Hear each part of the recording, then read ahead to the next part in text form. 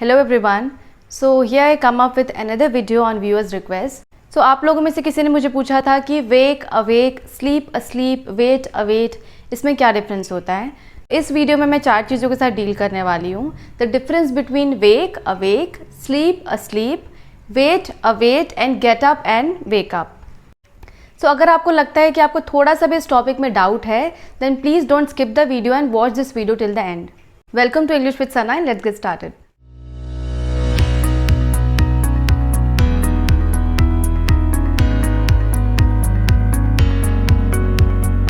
सो पहला डिफरेंस हम ले लेते हैं वेक और अवेक का. वेक एक एक्शन होता है और अवेक एक स्टेट होता है.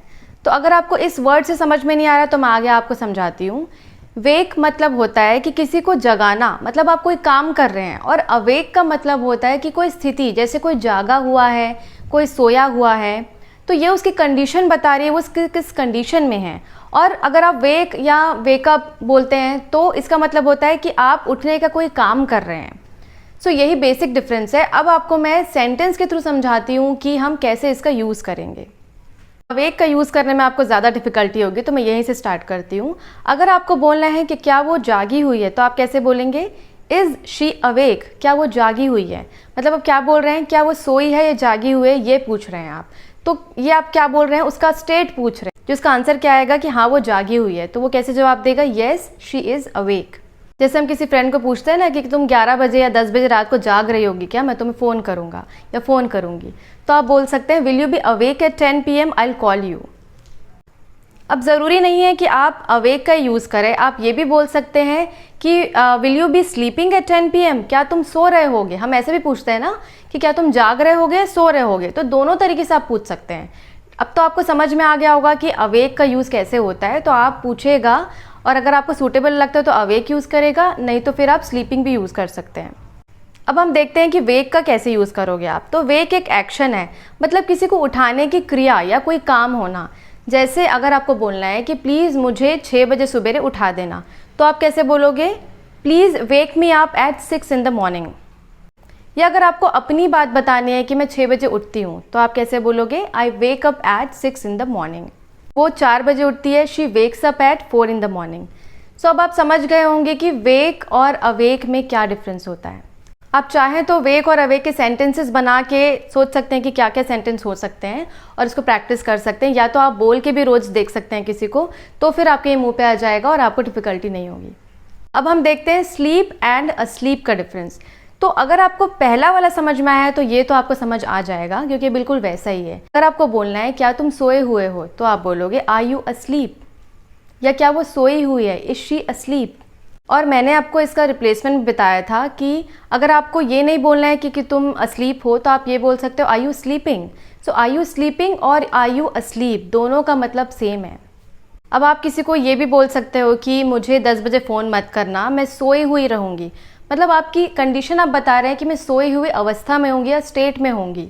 आप बोलोगे please don't call me at 11, I will be asleep at that time. अब इसी से मिलता जुलता जो कॉन्सेप्ट है वो है फॉल अस्लीप या फेल अस्लीप. आपने सुना ज़रूर होगा पर आपको थोड़ा डाउट होता होगा. सो आज आपके सारे डाउट्स क्लियर हो जाएंगे. फॉल या फेल अस्लीप का मतलब होता है कि आपकी नींद लगने लगी. सो जो सोने का जो वर्क है वो स्टार्ट होने लगा, तो आप बोलेंगे कि आई फेल अस्लीप या आई फॉल अस्लीप. जैसे मैं आपको एक एग्जाम्पल से बताती हूँ. अगर आपको बोलना है कि जैसे ही मैंने म्यूज़िक सुनना स्टार्ट किया मेरी नींद लग गई, तो आप इसे बोलोगे as soon as I started listening to the music I fell asleep. या आपको कोई ऐसी बात बोलना है जो हमेशा लागू होगी, हमेशा अप्लाई होगा. जैसे आपको बोलना है कि उनका लेक्चर सुनते सुनते मेरी नींद लग जाती है, तो आप बोलोगे I fall asleep while listening to her lecture. तो आप हमेशा की बात कर रहे हो कि जब भी आप उनका लेक्चर सुनते हो तो आपकी नींद लग जाती है. सो होप ये फॉल और फेल अस्लीप का डिफरेंस आपको समझ में आया होगा. फॉल प्रेजेंट टेंस होता है और फेल जो है पास्ट टेंस होता है. ये तो आपको नॉलेज होगा. तो अगर आपको नॉलेज नहीं है तो आप वर्ब के जो है फॉर्म्स अच्छे से पढ़िए, उसके बिना इंग्लिश में आपको डिफिकल्टी हो सकती है बोलने में. The next one is get up and wake up. So ये लगने में टफ लगता होगा किसी ना किसी को, बट ये ईजी है.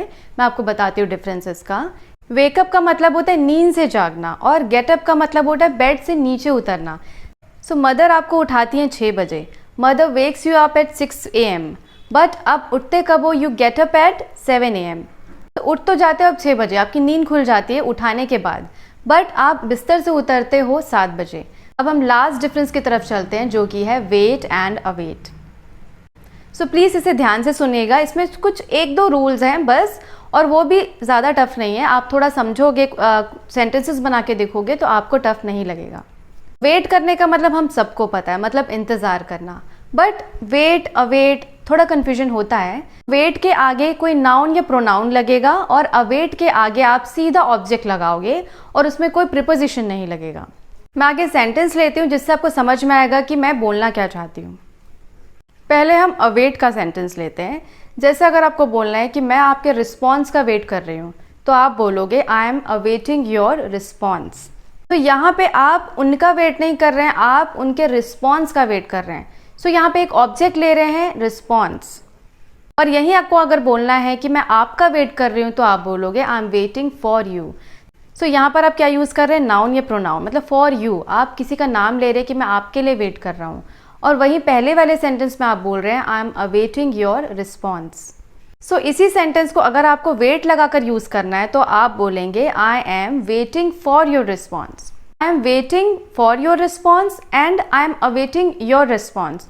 तो दोनों सेम है, बस एक जगह आप देख सकते हैं कि वेटिंग के साथ फॉर लग रहा है और अवेट के साथ सीधा आप जो है ऑब्जेक्ट लगा रहे हैं, योर रिस्पॉन्स। अगर आपको अभी भी थोड़ा डाउट है तो मैं और सेंटेंस लेती हूँ।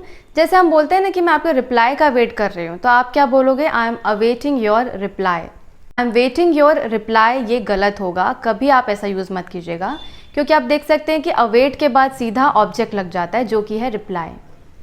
अब मैं आपको एक बहुत अच्छा सा एग्जांपल देती हूँ। जैसे हम हमेशा कोई ट्रिप या कोई जर्नी ऑर्गेनाइज करते हैं और जैसे ही वो मतलब होने वाला रहता है, हम उसको स्टार्ट करने वाले रहते हैं, तो हम बोलते हैं ना कि this is the most awaited trip. आपने सुना भी होगा ये कि this is the most awaited trip, मतलब हमने इस ट्रिप के लिए बहुत वेट किया है। तो आप यहाँ पे क्या बोल रहे हो, अवेट के साथ आप सीधा ट्रिप लगा रहे हो, मतलब ट्रिप क्या है, यहाँ पे एक ऑब्जेक्ट है। अब मैं आपको पास्ट और फ्यूचर का एक एक एग्जाम्पल देती हूँ। जैसे आप बोलोगे कि मैंने रिजल्ट्स के लिए वेट किया, तो आप कैसे बोलोगे, आई अवेटेड द रिजल्ट्स।